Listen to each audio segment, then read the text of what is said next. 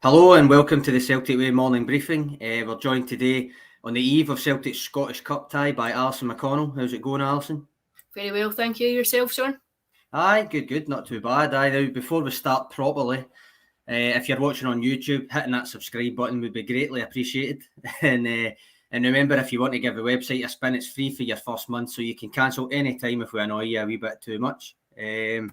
Speaking of annoying people, I'm going to annoy you here, Alison, by starting how we usually finish, and that's with a score prediction today. Okay. I see you're taking a back a wee bit with that. From the Alloa game? Yeah, for the Alloa game. I mean, it's Alloa, it's Barry Ferguson, it's Recreation Park's plastic pitch, possibly a bit of rotation on the cards. So is that a recipe for disaster, or do you think it's a fellow routine Saturday tea time and stuff? I think it's maybe a bit in the middle. I think it has a potential to be a banana skin. I think it's all about attitude and how you approach the game. I think if you turn up thinking that it's a fairly effortless stroll into the next round, you really can be caught. I don't think you've seen anything in Ange Postecoglou's Celtic side that would lend you to believe that would be a risk. But I think there has to be a professional approach to the game. I think it's a free hit for Alloa. I think Barry Ferguson will see it as an opportunity to go out and get in about Celtic, to go out, restrict the space. And we've seen it a few times this season, most recently against St Mirren, when Celtic have toiled to break down stuffy teams on a tight pitch. It's also, again, on a plastic surface that, historically Celtic don't tend to play their best kind of football on. Mm-hmm. So I think there are ingredients there, and sufficient ingredients to suggest that it might be quite an uncomfortable evening. But overall, Celtic should be prevailing. I think there's no question about that. I think they have the players there, even if they do change it significantly. And I'm not entirely sure that you will, but they should have the players to prevail. But it's where you might need someone just with a bit of spark just to get you off. And I think if they get off on the front foot and they get off to a positive start, I think it could be a fairly straightforward evening. I think it could be a tough 90 minutes for Alloa, but the longer the game goes without a goal, then the harder it becomes. So I think those opening 20 minutes can be particularly important. So what's your score prediction? I'm going to go for 2-0. I think Celtic will win. I don't think it will be entirely comfortable, unless I think if they score an early goal, it could be, but I'm going to hedge my bets and I'm going to go for 2-0. You always pick the same one as I'm going to say. I think I'll go 3-0. I think I'll go with them getting an early goal and then it becoming fairly comfortable. And there's quite a few comments in here about that, just saying got to play your strongest team. Martin Davey there. Just in terms of Rab McCune here, who I presume, Rab, you're enjoying the website. I see your comments. Don't think I don't on the website. Much appreciated. Rab saying won't take the game lightly. Maybe even Big Giacomakis to get a game and a goal there. Gary McDowell mentioning what you says about plastic pitches there as well. I think I was obviously off yesterday, so I've not done my predicted lineup yet. And you can all read mine, Alison and Tony's teams and the justifications behind them on the site tomorrow, by the way. But I have cheated slightly and I've looked at yours and Tony's in my email inbox. But without spoiling the mystique, I'd characterise them as wildly different. Almost half a team of a difference between the two of you. I suppose that speaks to a certain level of depth now available to Ange Postecoglou. But can you just give us a wee bit of insight into how much rotation you think is actually likely, and not necessarily what maybe should be done, but actually is likely, given the factors like it's a cup tie and there are players returning from injury, the pitch that you mentioned there, and then the need to continue bedding in the new guys as well? Yeah, I thought quite hard about that yesterday when I was asked to write it, and I was genuinely in two minds about how much rotation there would be, and I've settled on the fact I don't think it will be significant. I think it's a competition that Celtic want to win. I don't think they will take it lightly. I think you're just coming in on the back of a break. I think you've been able to bring players back from injury. You've been able to bring new players into the team, and with some success. These Hatate and Maeda, who came in on Monday night, you couldn't have asked for a better start for either the two of them. One gets a goal after 3.5 minutes and one runs a show in the middle of the park. So I think that would encourage an optimism and a confidence. I wonder if he just opts to keep them in and just continue bedding in. I think another consideration is the volume of games now over the course of the next couple of months. It becomes fairly fraught. And the point I made yesterday was, if you think how sharp and how tense December felt in terms of that game coming all the time, you really have that now for the next 2 months. So I think there is a consideration about not overusing players and being wary of playing players with knocks, which might feed in just to maybe resting players. I was interested about Jota. I think whether or not he gets more game time when he's coming back. He's obviously a big game at Tynecastle next week. Does it make sense to give him some game time, or are you wary of aggravating an injury given the surface and everything that's going around about it? So I think he might come in off the bench. I think if it's comfortable, he'll maybe get some game time into his legs. But I do think maybe the likes of Mikey Johnson might come in and get a wee bit of game time. But I think on the whole, I think it'll be a fairly strong starting 11. On the kind of surface concerns, I'm one of those who doesn't really think it should make much of a difference, because there's like astrograss at Lennoxtown, etc., stuff like that. So it's not like it's always a no-go. To me, it's more often used as an excuse after bad results or performances more than anything else. But I realise that there's plenty of different opinions on that think it does make an impact on certain injuries and different players and stuff. Do you think it will actually influence Postecoglou's thinking regardless, or is it more about the overarching picture of getting people fit and getting people bedded in? I think it's both. I think both of those are right. I think there are certain players that just do not want to play on a plastic surface. I think if you've had any kind of knee injury, any ligament damage, I think the perception is that playing in the solidity of a plastic surface can risk aggravating it. I think certain back injuries too. I remember John Hartson telling me one time, like, he'd obviously historically had a pretty serious spinal complaint. He was saying that after playing on an artificial surface, it could really irritate it. So I think there are some considerations taken into account, but overall, I think the team selection is based on, here's a trophy that Celtic lost last season. It's an opportunity to go and win another bit of silverware. On paper, it should be a fairly straightforward game, but everyone knows cup games and football, it doesn't always translate like that. And I think there always has to be a wariness, particularly when it's away from home. You're not playing it at home. You don't have the expanse of your own ground. You don't have the same space, the same width. I think it will be a tight surface. It's a tiny ground. I think the potential to make it difficult is there for Alloa, and I think they'll set up accordingly to minimise space. And Barry Ferguson has experience of being on the other side of that.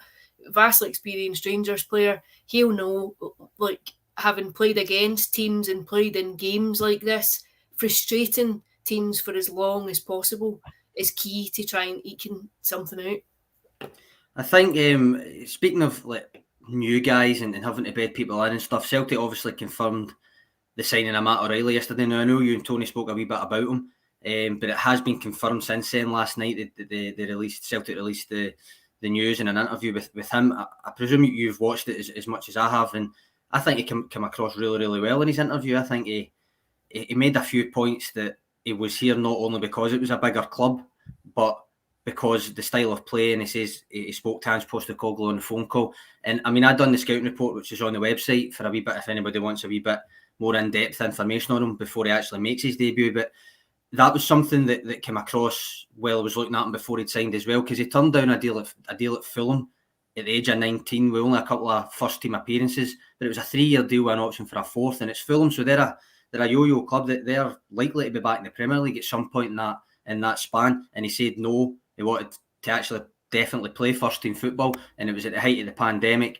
He ended up training in a park with his dad and stuff to stay fit, and then dropped down to League One with MK Dons, and then he's with Celtic going to be playing in Europe and stuff. I think that kind of betting on yourself suggests a good attitude, and the fact that Ange has spoke to him and that kind of thing has won him over. Playing, he called it the proper football, playing that kind of style of football. The fact that that's attracted him, and he's made a point of saying it wasn't for the money, it was for the style of play and what he thought would be better for him to enjoy and play his career. I think that comes across well. What was your thoughts of him? Yeah, I agree. I thought he was very articulate. The other thing I would say is this is a boy who had options. There were other choices in front of him. I think he came across as quite considered. I thought he was genuine when he spoke about that, when he said that, you know, he'd spoken to Ange Postecoglou and the style of football suited him. I think there you had no reason to doubt it. I know we can be quite cynical sometimes, and you think players, and many players do, would go to the highest bidder almost, if you like. But I thought he came across as someone who has thought deeply about his career, not just in terms of financial advancement, but also in development and the style of football that he wants to play, and the style of football that might suit him in terms of developing and moving on. And you have to remember, he's still a very young player. He still has the potential to go on and improve. And I think the fact that there were genuinely a number of clubs who had scouted him and who had I think, come with offers on the table, I think it augurs well that he made a choice not based on financial aspects, and I'm sure it still had some sway. I'm sure it's a consideration. You know, we live in the real world here, but I think when it's married to going to a club where you feel that you can genuinely advance your development and your career, then there's a bigger picture to consider. I mean, he's been playing regularly down at MK Dons this season already, so he's presumably match fit. Do you reckon he would go straight into the squad for tomorrow night?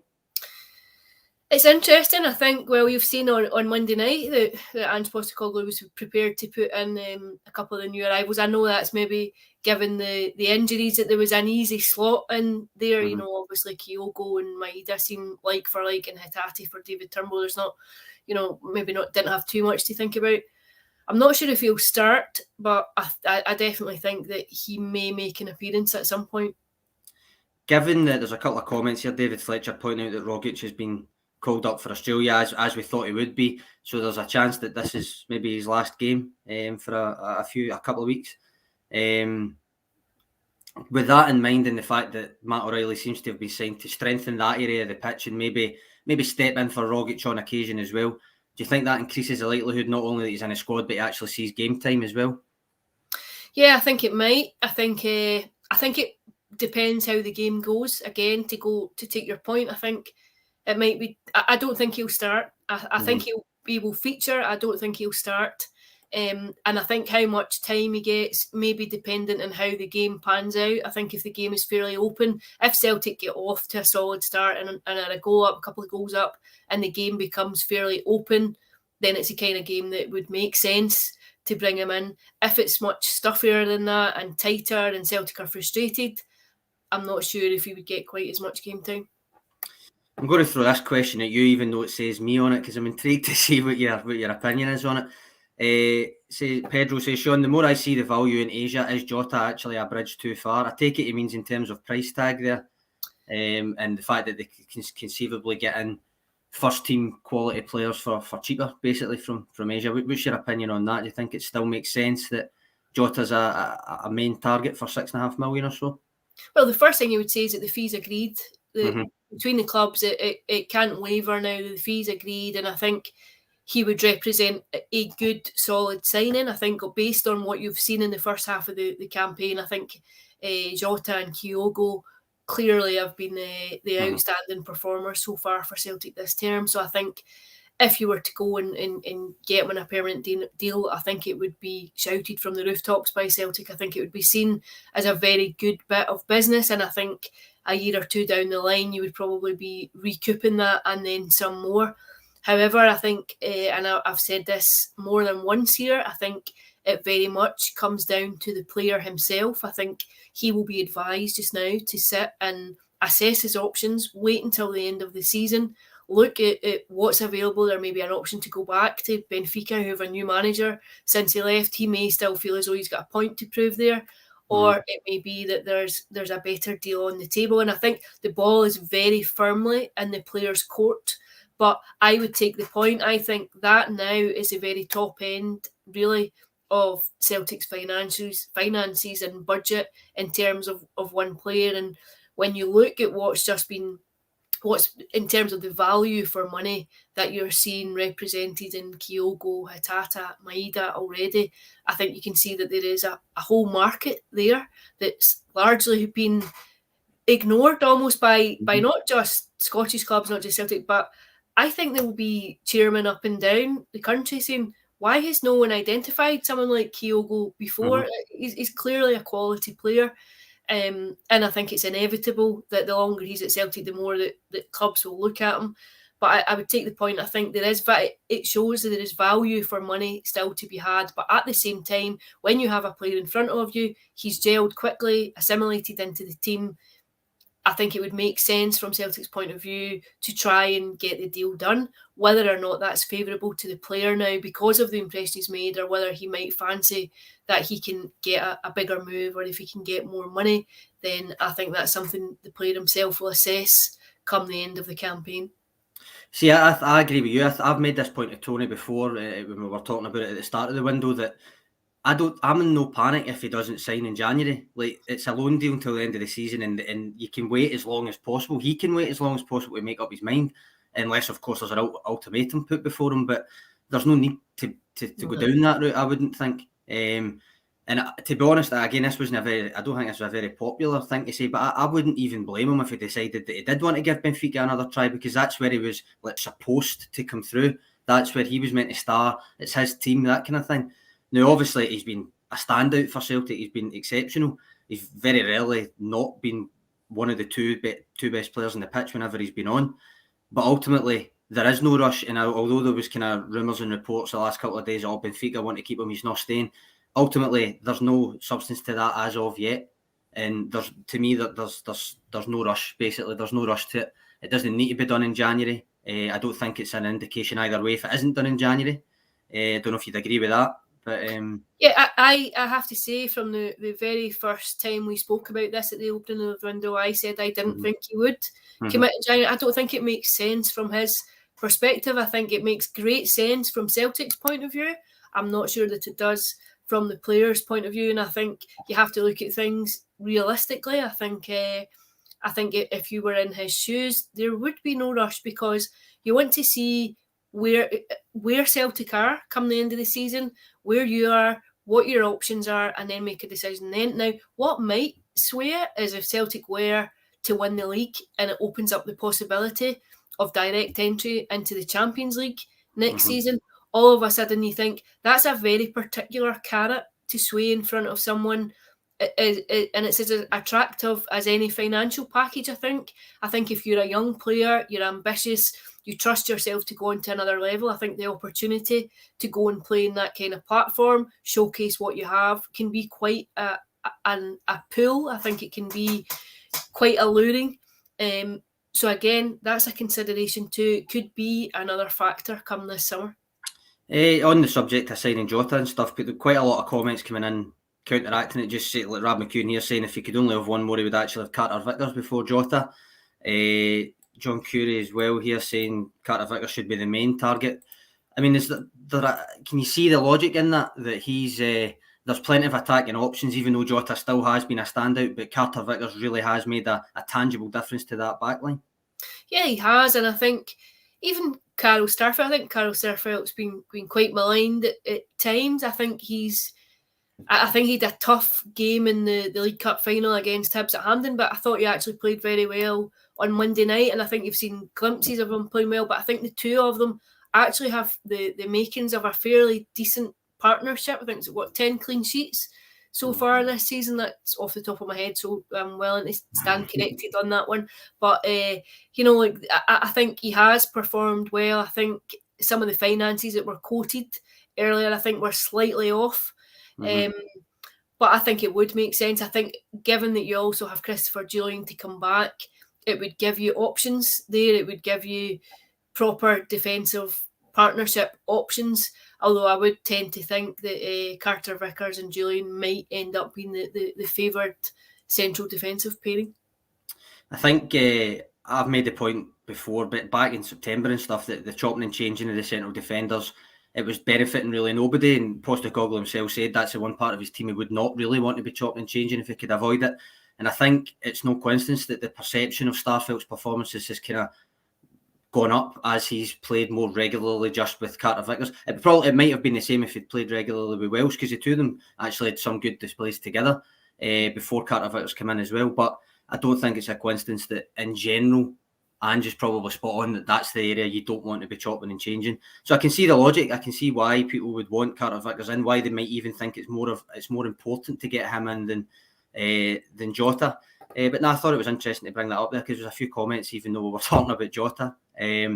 But before we wrap up, I just want to remind you all, remember it's a tea time kick-off tomorrow night, and that's live from 5:30 on Premier Sports if you can't get along to it. So thanks for your contribution, Alison, and thanks for your comments as always, guys. Much appreciated. Thank you.